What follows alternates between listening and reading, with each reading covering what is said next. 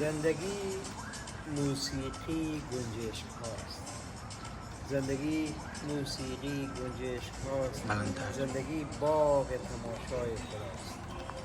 زندگی یعنی همین پروازها، صبحها، لبخندها، آوازها.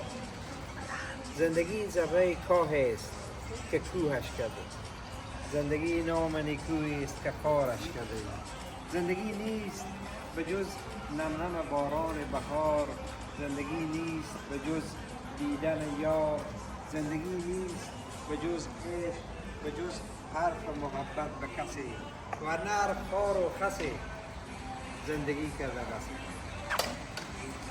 زندگی کوچه و پس کوچه و اندازه یک عمر بیابان دارد.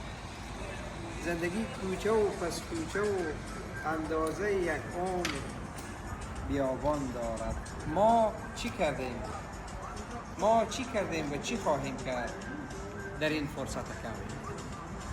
ما چی کردیم و چی خواهیم کرد در این فرصت کم؟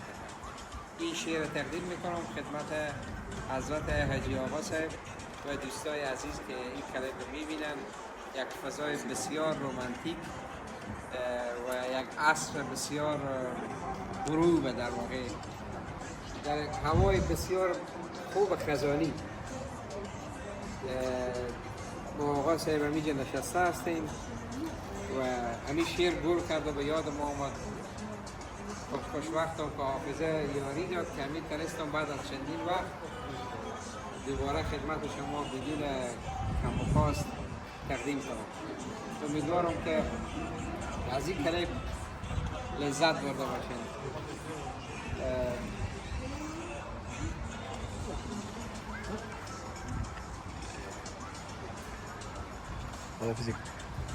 خدا حافظ و نگهدار.